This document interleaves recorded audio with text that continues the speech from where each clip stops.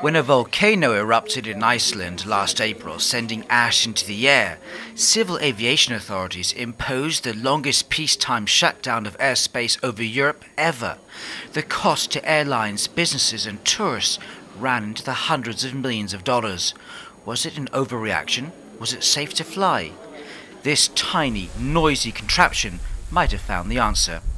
It's the latest new drone to be developed by some of Europe's best aeronautic researchers.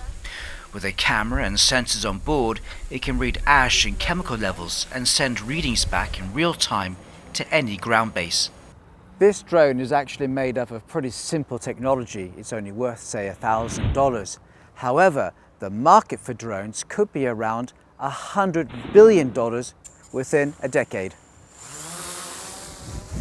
The civil drone potential is being referred to as a 3D market, where drones carry out dangerous, dull and dirty surveillance in the place of manned vehicles. In fact, it could be one of the biggest emerging markets in civil technology since a bunch of kids built a computer software company in Seattle. These drones do not pollute and are tiny and easy to fly. The cost of operating them is very low, and they can go pretty much anywhere and carry out various functions thanks to a tiny camera on board. So between the low cost and ease of use, they have a real future.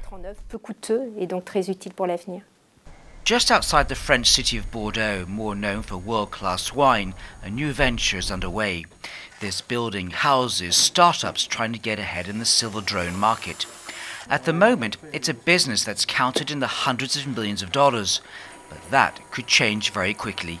Like all emerging markets where there is a huge potential for companies that come up with the right solution, there is no reason why this won't double or triple every few years. This could take off very quickly.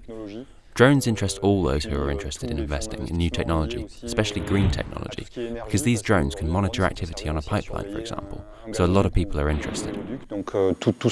One startup is building a series of small drones for the French fire service.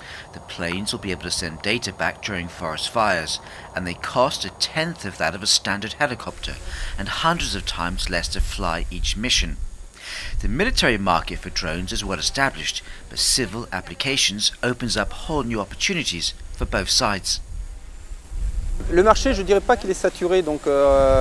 wouldn't say the military market is saturated, because there are new systems coming onto the market that are not yet used by the military. Ce type de système est encore peu utilisé finalement dans les très petits. Take this small device behind me. Tiny applications like this could be really useful. On the other hand, the civil market is totally new and ready to be filled. Il y a tout à faire. This man has spent more than $600 million on drone technology. He runs one of Europe's two biggest military companies, Cassidian, the defense wing of EADS. But he says with the latest drone technology, the line is now blurred between military and civil applications. The Telarian drone, for example, could monitor crowd trouble at a football ground or go behind enemy lines in Afghanistan. The business has just started. We are now going for next generation mission aircraft capacity also in an unmanned sector, and therefore we will see more and more of such vehicles coming up besides the usage in civil applications. You can't differentiate really between the defense and the civil side. It depends on the mission that the user wants to conduct. In fact, these drone sophistication have made one thing abundantly clear.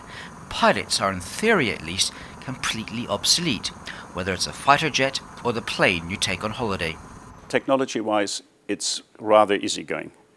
There is no problem to run an aircraft remotely.